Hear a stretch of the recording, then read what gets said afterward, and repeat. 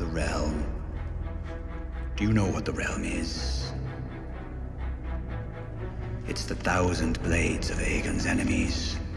A story we agree to tell each other over and over till we forget that it's a lie. What's up, ladies and gentlemen? Welcome back for another Game of Thrones House of the Dragon update video.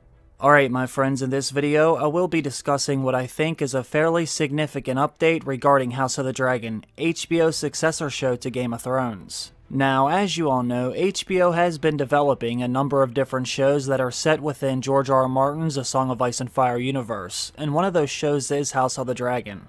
Based on George R.R. Martin's Fire and Blood, House of the Dragon will be focusing on the Targaryen family as they fight over the line of succession during the events that are now known as the Dance of the Dragons. The Dance of Dragons, a true telling by Grandmaster Munkin, being a history of the war of Targaryen succession between the Princess Rhaenyra and Aegon, second of his name, that nearly destroyed the realm. The Dance of the Dragons. A stupid name for a Targaryen civil war where my ancestors danced away my birthright. Before the war, House Targaryen counted 18 dragons. By the end, we had 2, and nearly as few Targaryens. We would never be as powerful or as feared again.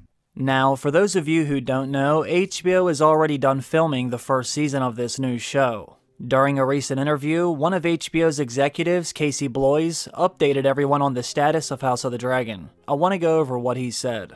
Make sure you stick around for the end of my video because I will be saving the best news for last. First, let me show you what he said over at Deadline. The article says House of the Dragon will be releasing on HBO Max later this year, but we already knew that. HBO and HBO Max's content officer Casey Bloy told Deadline that they are currently in talks with the team behind the Dragons to figure out exactly when to launch this spin-off fantasy series. And he admits that the network was cautious about revealing a date because of everything happening with all of the lockdowns. The new series, which comes from George R.R. Martin, Ryan Condal, and Miguel Sapochnik, has now finished production and fans should expect an update soon.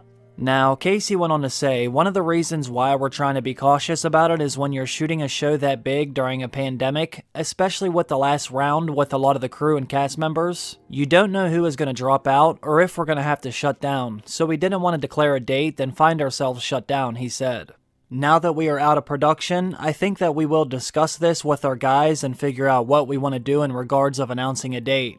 But I was just trying to make sure that we didn't come out with a date that we couldn't meet for something that was out of our control. Casey also spoke about the other successor shows that are in various stages of development. Deadline revealed last March that the network was developing 3 different ideas for new shows set within George R. R. Martin's fantasy world, including 9 Voyages, aka The Sea Snake, Flea Bottom, and 10,000 Ships. Steve Conrad is also attached to write a Dunk and Egg series. Casey Bloy said that there was nothing to really report there, but admitted that some of them are beginning to look really good. It's just like any development process. Some are looking really good, some we'll see. We're not going to try to make everything. I don't have any mandate that I must make a certain amount of Game of Thrones successor shows or anything like that. We're really doing it just based on what we're excited about creatively. So, as you can see, he doesn't really give us any updates right here, but he does say something very interesting in his following interview. Let me show you what he said when he sat down at Variety. During this interview, Casey said he wasn't ready to announce when the series might release, or even hint at what time of the year it might finally arrive just yet. But yes, the network is already thinking about a renewal. If you're betting on whether we're going to do a second season, I think it's a good bet, he said. But obviously, we'll make preparations ahead of time to make sure we're ahead of the game.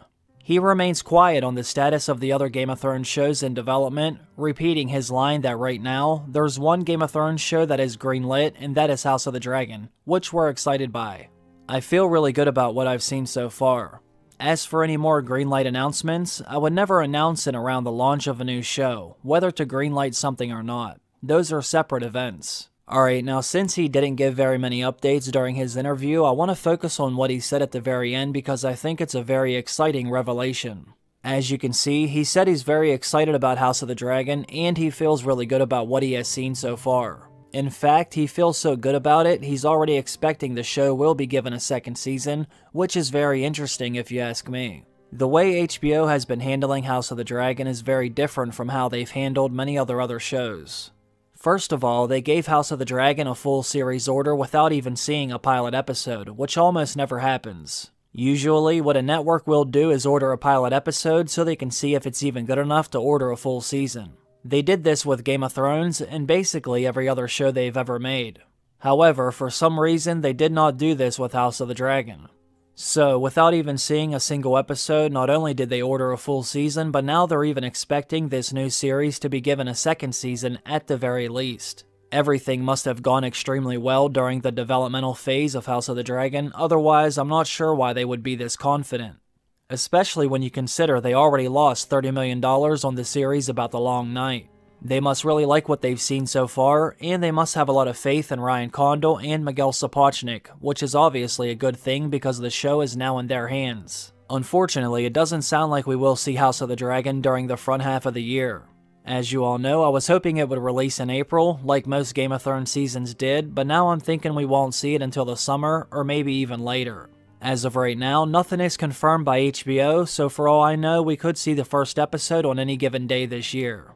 I guess we will all just have to wait and see.